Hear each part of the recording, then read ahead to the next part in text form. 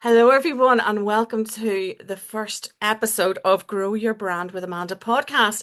So, this is the all new version of my podcast, and today I am really happy to have a fellow Northern Ireland Shauna Blair, with me. She spends her time coaching entrepreneurs who want to launch their own food brand. Hello, Shauna.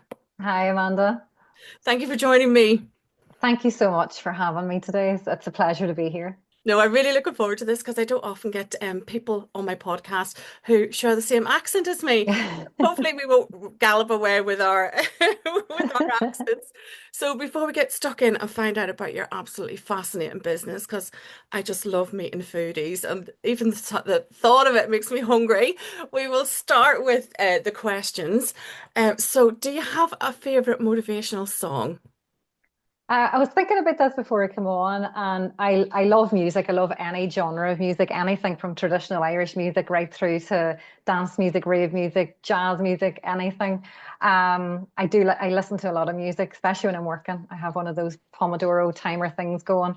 Oh, But I think the thing that gets me really sort of going is a bit of dance music. I grew up in the 80s and 90s, and that brings me back to my teenage years, a lot of the sort of the Ibiza dance music, which I love it. mhm. And that really does the trick for me. I suppose there's nothing really in particular in terms of the types of, or the actual songs. There's really just that genre that would really get me going.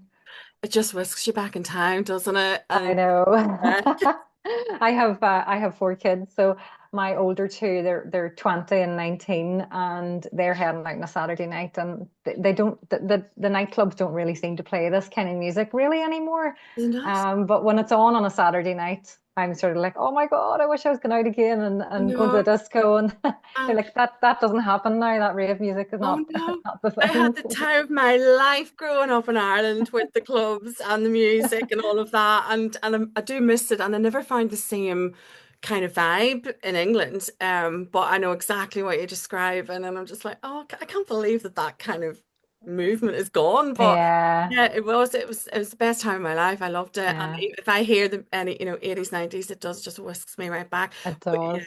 and it does energizes you, doesn't it? And Oh, it does. Yeah, it definitely does. And I think it brings you back to just that time of your life where it was complete freedom. There was no mobile phones, there was no cameras. It was just everybody just went out and enjoyed themselves, and it was yeah, great, yeah, you it know. was So the very best of times. And do you have a motivational quote?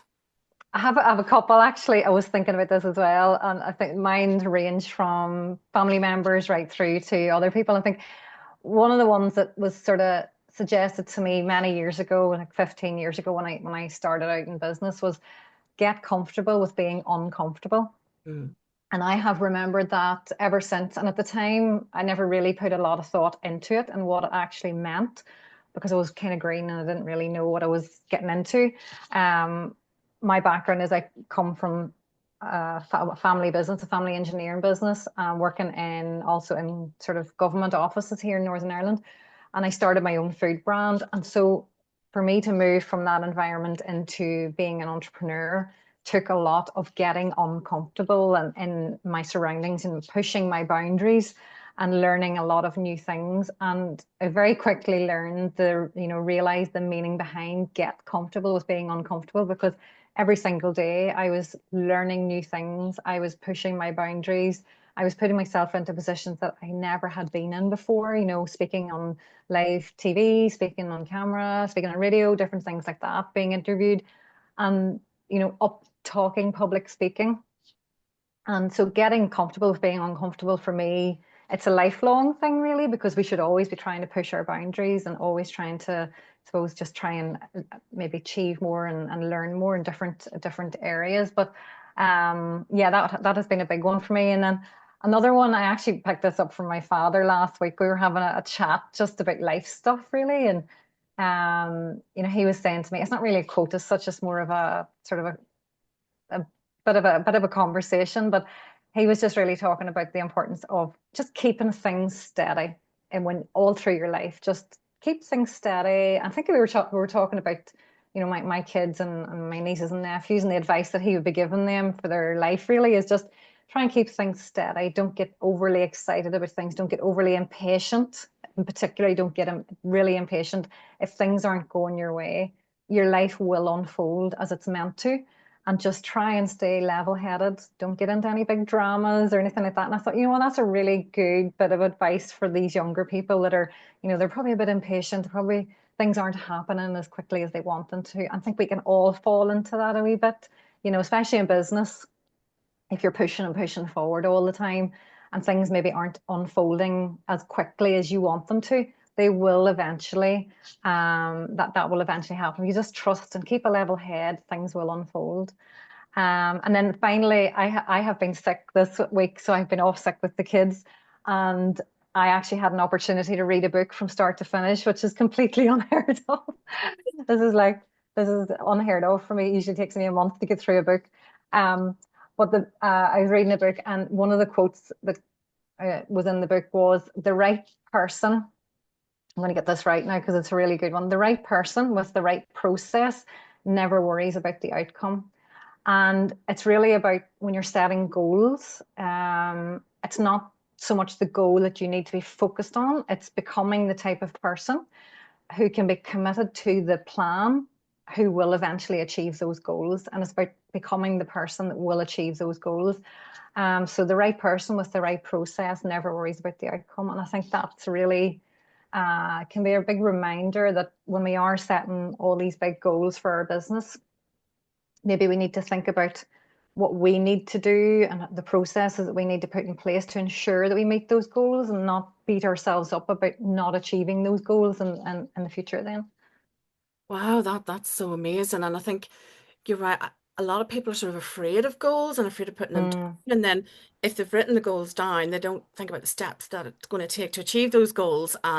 But I really love that. It's quite profound yeah, I about think the for process. me it was a big realization this Yeah. week because I have always struggled with setting goals. Uh-huh. There's sometimes you can set them and they're a bit pie in the sky and you're never really going to achieve them, but you just like you put these big goals out there. And I think looking at it from a different perspective and actually working from the bottom up and actually saying, what kind of person do I need to become to achieve those goals? And it's about changing your process and changing your mindset, really. And plugging gaps. For me, it was about identifying the gaps I needed to plug to get to the next stage and identifying Hmm. the knowledge gaps that I had, which was quite useful because Hmm. I'd been fixed on goals and thinking, what do I need to get from A to B? And plugging those gaps in, but looking at the process and trusting Hmm. the process. If I learn this and I learn this, because when I Yes. started my business, uh, I had some knowledge, but not of things we were talking about earlier. What's a funnel? How to do a sales page? Yeah. The lead magnet, that. And using the lead magnet as the most basic of examples, we as consumers have been doing it all our lives. But to be on the other side of it and create this Yes. thing that everybody wants, it all kind of slotted into place when you think about Mm. behind that. But was it your father-in-law that you said My own father, your yeah, own my father? father, I yeah, just thought that's genius. It's, just chill, don't rush, yeah, because you can find yourself getting into not quite hysteria, but things aren't happening quick enough. And I think that's probably the age that we're living in because yeah. everything's instantaneous, isn't it? It's all there. Hmm. And I just think, wow, that's really good advice. It Fantastic. is a good one. He's full of, obviously he's older, like he's full of advice and he's lived That's his life classic. and he's lived many different lives and whatever, and he's got loads of sort of tips and hints and whatever. But I thought it was a really good one because I can get caught up sort of getting into a bit of a tizzy as well Yeah. and sort of, getting panicking about things not working out. And oh God, there's another month gone and whatever. But I think I've come to that stage now where I just realize, you know what? It'll happen if it's going to happen. And if it's not going to happen, I cannot force it. And you just got to go with it, I think. Conserve your energy for other things. And then the get comfortable with being uncomfortable, I think Yeah. for me is the most sound piece of advice. Mm. There's I was having a chat with someone a couple of days ago and we were talking about what makes you uncomfortable. Hmm. And because I've been doing this for a while and your career and all the things, and I had to stop myself, what am I not comfortable doing? And because when you set up your own business, you've got to do a lot of things that you're not comfortable Mm. with. And I think I've run out of things, because I've done so many Wow. and the things that you described. And I know that I do a lot of things that other people don't like the thought of, like a podcast, for example, or being Mm, videoed, or standing up on a stage and speaking and doing all those things. And those things that I've done a lot of, they would absolutely scare the heart out of a lot of other people. yeah. So I've just been thinking, what does pull me out of my own comfort zone? But that is possibly, I think, the most truest, useful piece of advice for Hmm. anybody setting up a business. And someone once said that if you're prepared to do the things that others aren't, that's where the success is. And get Yeah. in that ring, because there's only a set few people that will do all the things in the ring. Yeah. And if you don't want to do it, then you're not going to be able to push yourself forward. So that is gold dust for me. Get comfortable with being uncomfortable, because it's not comfortable running your own No. business, and it's lonely, and until you find your Absolutely. tribe. Yeah, absolutely. There's things that you have to do that you never dreamt you'd do, and that's where the growth happens, isn't it, really? It is, and you definitely do learn new things every day, Mm, and I love that, and I think that I've noticed with doing this podcast, there's a common denominator with entrepreneurs, and they're prepared to take that next risk and the next risk, and they're prepared to do things without knowing the complete outcome. They can anticipate, but they're never, mhm. you can never be 100% certain on the outcome, and then they'll go back to the drawing board and they'll do it again, and they'll do it again. And I quite love that resilience in those people, because they'll just keep trying, because if when you think about great people that have gone before us, there's maybe thousands of attempts to produce something, and they've kept going, Yeah, kept going. And if it weren't for those people, we wouldn't have been enjoying the things that we are today. So absolutely. it's Hmm. nice to cling on to that thought, isn't it? So It is. thank you for that. That's amazing. You've given me a little trip down memory lane as well with my wild youth in Ireland. So back to your amazing business. It sounds absolutely fantastic. So what inspired you to start it, and how has your personal story shaped your brand? So for me, my story is like it's a, over the last sort of 15 years, I come from a food product background. So I don't come from a coaching background or a corporate background, really. Um, I started my own food business back in 2010. So I launched Ireland's first ever frozen baby food company. And over the period of that 10, 15 years, it transitioned into an ambient range of baby food and snacks. So it was called Heavenly, and it was an organic baby food brand. We grew that over the period of 10 years into all the retailers across the UK and Ireland. We were in Tesco, Morrison, Sainsbury's, Waitrose, Ocado, Amazon, Oh, Tesco, Super Value in Ireland, and we were exporting into 13 countries globally. And we grew it quite well. Brexit and COVID came along and different plans for us, so that like literally impacted our business from the minute Brexit was announced.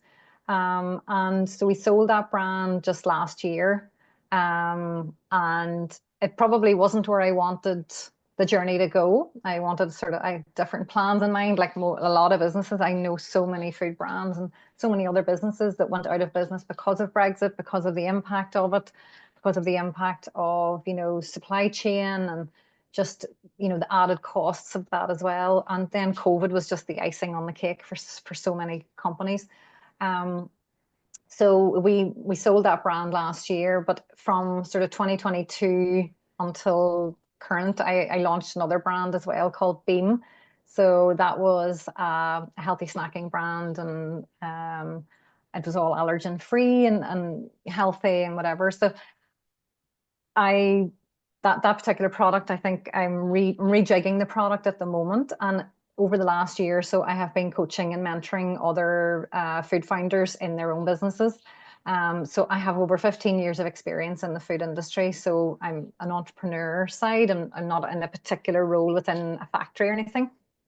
And I have seen all areas of the business, from manufacturing right through to launching your product, to choosing packaging and all the regulations, that all the things that you have to put on your packaging. And so for me, it's sort of a natural transition to mentor other food founders. I have a couple of digital products that I want to launch. And for me, looking back on where I started and sort of the lack of knowledge that I had when I started and the lack of experience that I had. I came from with no knowledge of the food industry into then launching food products and getting them into retailers. Um, I want to package that up and help other food founders and aspiring entrepreneurs create and sell their own food products. It's Um, just incredible, to have had no experience and, the markets that you described and getting and those retailers and yeah, that and you obviously had competitors within that as well. I think what you achieved is unbelievable. And thank you. the challenges of Brexit and Northern Ireland had its own challenges with Yeah. Brexit and then COVID. It's just phenomenal. But now that you're left with this massive knowledge bank and you've got this new brand and you can help other people in the Mhm. digital products. I'm just thinking, wow, there's absolutely no limit now to what you can do with all that and helping other founders do exactly what you've done is just incredible and so achievable because you've done Yeah. it in the hardest of circumstances. So, what was the turning point when you realized that you had to be more visible to grow whenever you were setting up? Because 15 years, or well, what year did you sell your business? Was it 2020? Um, so I sold the Heavenly brand just last year. I still own that. I still own the business, but we just sold the actual brand itself. But so I think over the course of the 15 years, learning, that I had to become visible was very early on.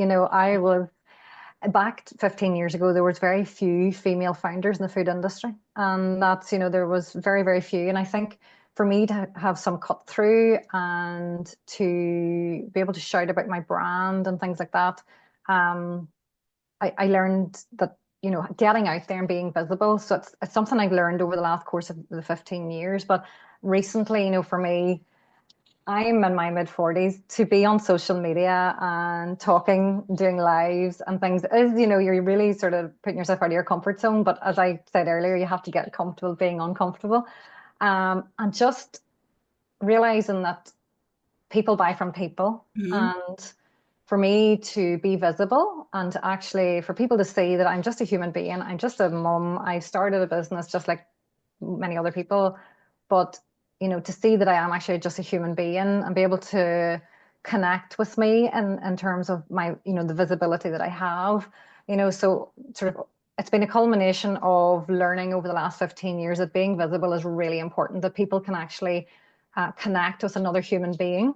So, it's just, I suppose, realizing that people do buy from people and realizing that your personality will be what people will buy, and your ability to communicate and all that sort of stuff. So, yes, for me, it wasn't just a light bulb thing, really. It was sort of a culmination of learning and realizing that putting yourself out there, whilst it's really difficult for some people, and I look back to 15 years ago and it was really, really tough for me. I had no skill, training in that area, no training in public speaking, but you learn as you go along just to try and make it work. And the thing that I realize is just the fact that your business. Mhm. And when you're speaking about your business, when you're speaking about what you can do for other people, you know what you're talking about. So if somebody said to me, I want you to go on social media and I want you to talk about the benefits of fertilizing your lawn. Yeah. I wouldn't have a clue, wouldn't Yeah. have a clue. Mhm. But if somebody said to me, I want you to go on social media and I want you to do a quick video about the benefits of PR for your food brand, well, then that's fine. I can talk about that. So just remind yourself of, you know, your business. And so getting visible is a wee bit easier when you realize that you know what you're talking about. Mhm. And that's really good advice because people forget the power of their own story. And Hmm. the people that I talk to, and the first thing they say is, but who's going to be interested in me? And Yeah.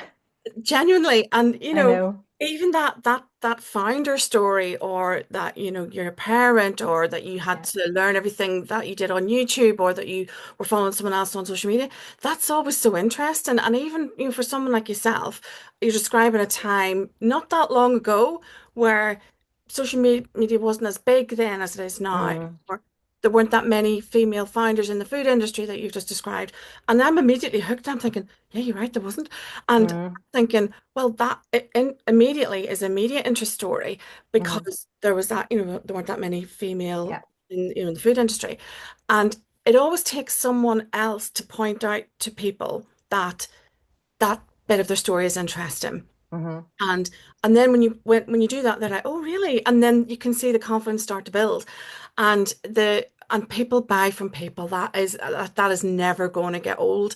Yeah, And you might have something in your personality that someone's going to resonate with, whether it's how far you are in your journey or the fact that you're a parent or that you struggled with XYZ. Someone's always mm-hmm. going to relate to that. And that's what I love about podcasts or the talking heads on social media, or because I will listen. And if someone says, it wasn't that long ago that I was worried about paying my bills or I was worried about paying uni fees or anything, I'm immediately Yeah, there because I can relate to all of those that's things. right.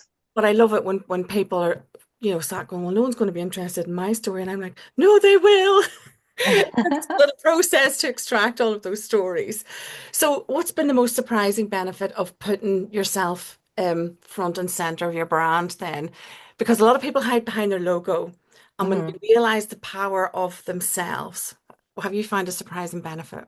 Because well, I suppose for this particular business, my coaching business, because I'm still in the early stages of the snowball effect hasn't taken place just yet. But I think a good example of this would be in my baby food business. So in 2016, sorry, we launched into Tesco, Morrison's, and Waitrose all across the UK and Ireland within 6 weeks of each other. And I'd also just had a baby. So my last child was born in March 2016. And we launched these launches started in May 2016.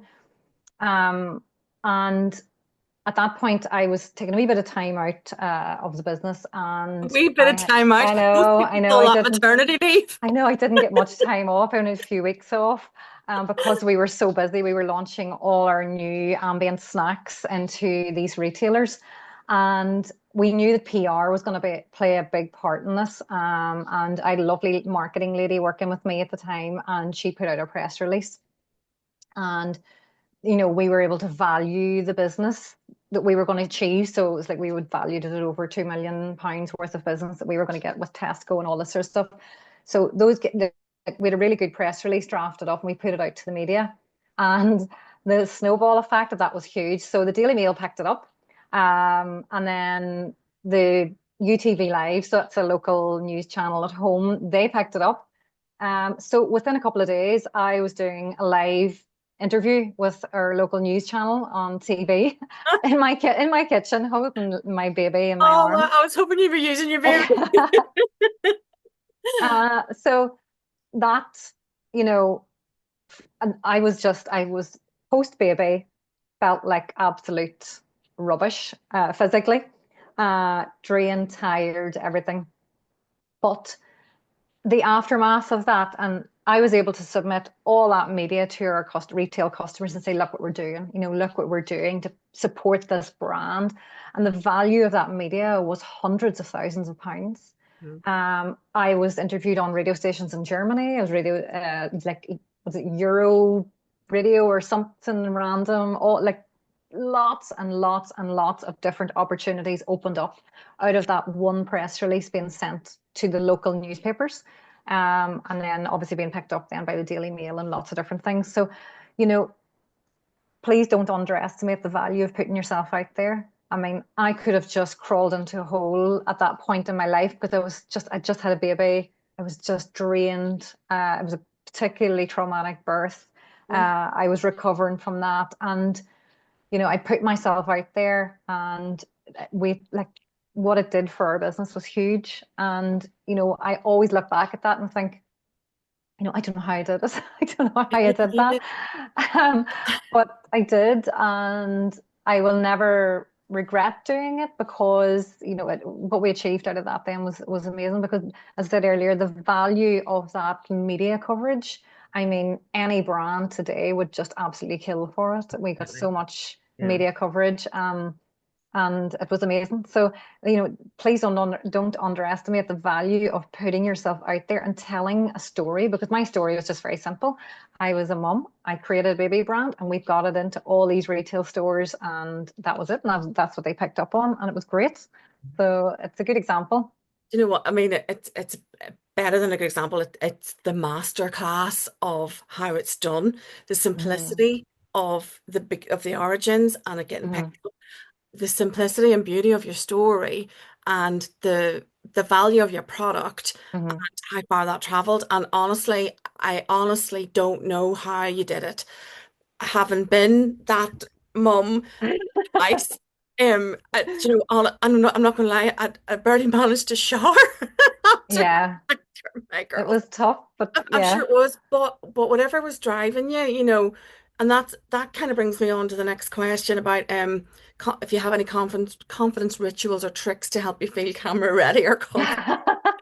There must have been something in the baby hormones, but if you kind of strip it back, it must have been there must have been some kind of I'm not going to say survival instinct, but there Yeah. was something driving you because there was a bigger picture going on there. Like it just giving birth, the most primal thing that we Mm. can do as females, survival, isn't it? And you're bringing this beautiful new life, and you were also, look at my analogy, giving birth to this brand.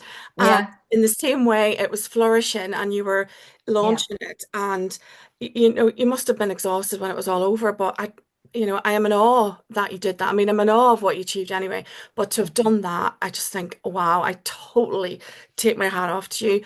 But that story, I am going to tell your story to all my clients forever because you know, those circumstances, but what you did, you pushed yourself Yeah. just a little bit more.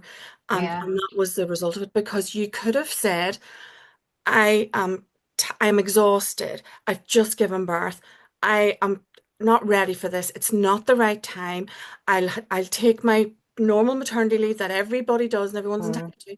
And you would have lost that momentum. Mm. Absolutely. No, I think when I look back, it definitely was out there. It was like it was one of those things that I suppose I really had to dig deep to do, because as I say, Lily was only 6 weeks old and we were still just finding our feet and everything, but it was such a huge opportunity and I just couldn't let it go. And I'm so glad I did it.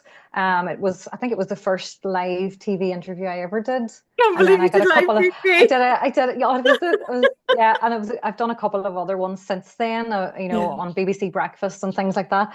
Yeah. And I suppose going back to your question, and something I referred to earlier is that your business, your speciality, your skills, and never underestimate the knowledge that you have in your own sector, in your own industry.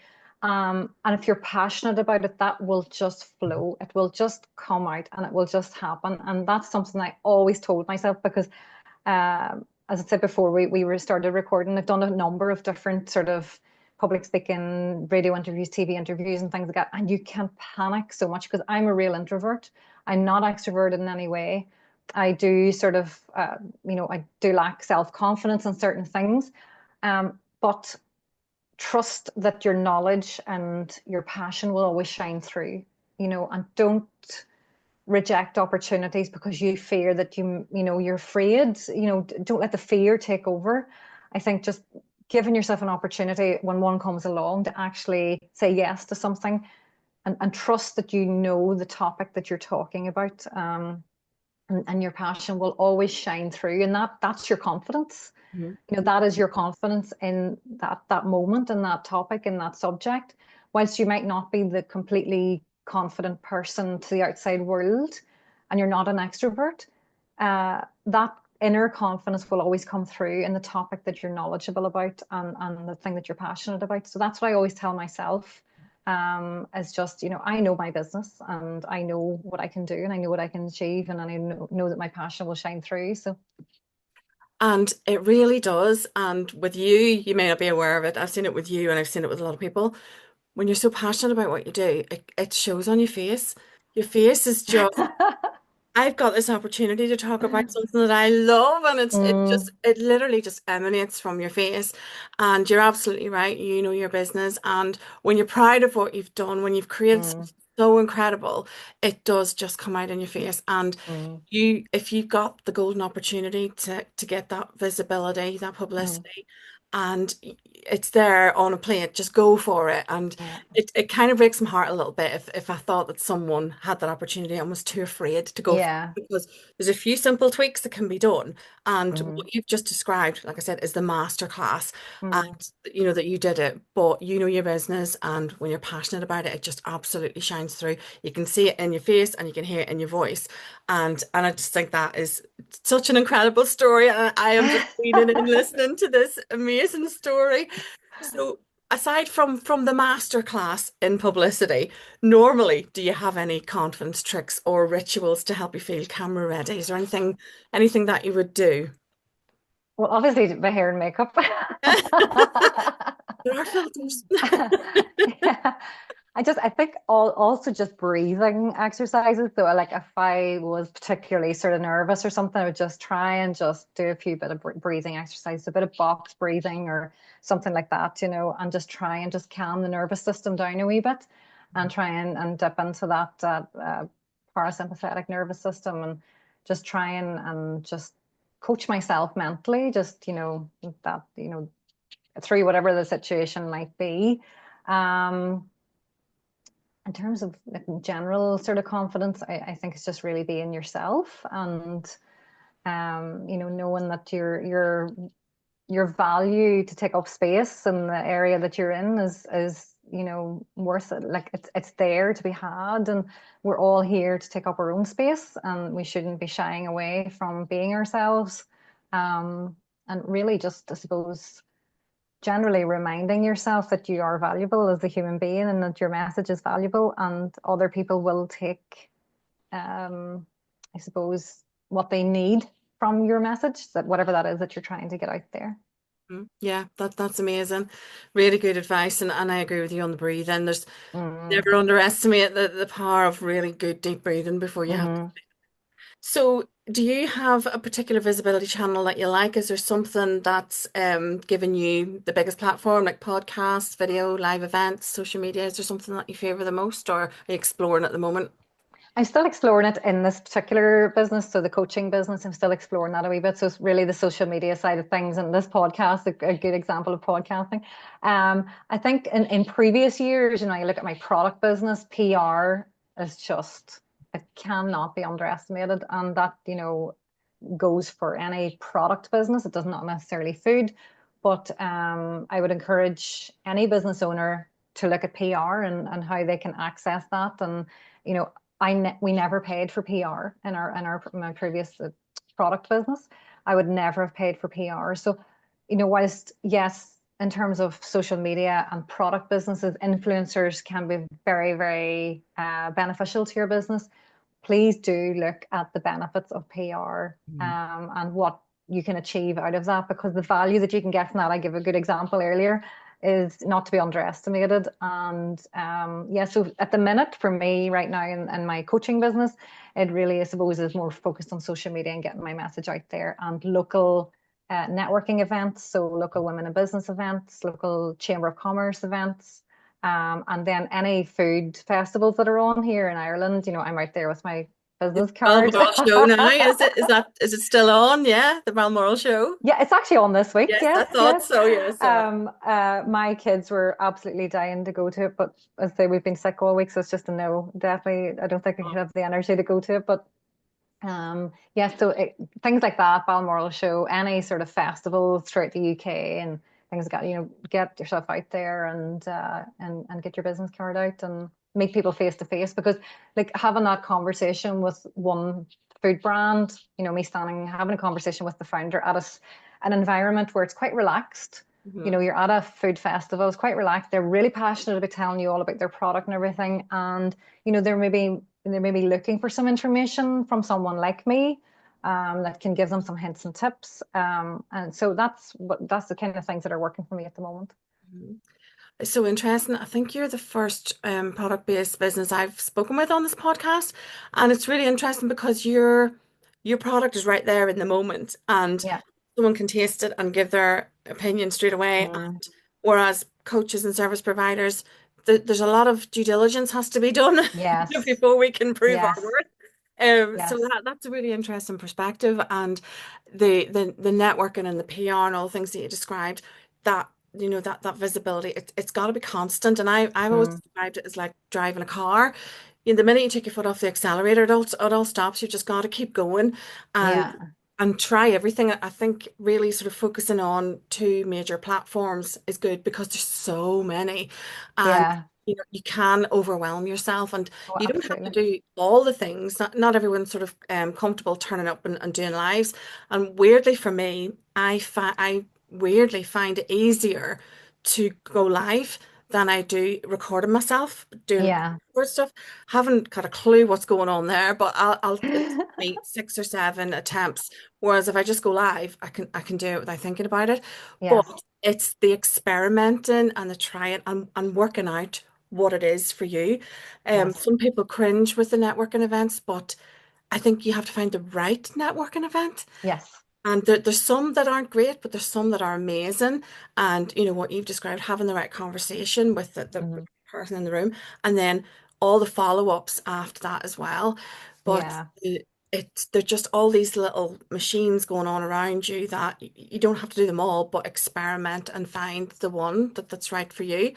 And I've so enjoyed listening to you, Shauna. It's just unbelievable. That Thank story is you. incredible. That is going to be the example I will be using from this day forward. So, where can we find out more about you online? And I'll put the links in the show notes to this podcast. Brilliant. So my website is shaunablair.com. So that's where you can find out about my coaching, my mentoring business, and all the different things that I can do for foodie founders or aspiring entrepreneurs. You can find me on Instagram. I'm at the foodie founder. And on Facebook, I'm Shauna Blair Food Mentor. I think that's what it is. I think it's Shauna Blair Food Mentor. Yeah, so that's all the places you can find me at the moment. As I say, I'm only focusing on two of the social media things as well. I'm not going to be a TikTok person. I don't think I'll leave that to my teenagers. You know what? It's great for visibility, um, Yes. but yeah, it's a very strange place at the moment. It's very strange, so it's on my radar, but I have to kind of psych myself up for that. Yeah, it's not quite getting the quality of followers that I wanted, shall we say? Yeah, it's good for product businesses actually because Yeah. with my snack brand Bean, I do have a TikTok account there, and we were part of the TikTok shop. Uh-huh. But like it's for food products, you maybe don't do as much volume on it. But I know my two older kids now, there's TikTok shop parcels coming to the house every Yes. day. Yes, actually, yeah, my two have, yeah, there's this, and some very random, innovative. Random thing. Yeah, and you're just like, wow, who actually conceptualized these? That's But right. but yeah, I think it definitely for products. Yeah, you're absolutely right. But and who knows what else is going to come out in the future. I know. Thank you so much, Shauna. I've absolutely loved listening to your story, and yeah, that is going to be part of my spiel from now on with my clients. I'm going to say, watch this podcast with Shauna. Listen to what he did. But it's been a pleasure. Thank you so much. You're welcome, Amanda. Thank you.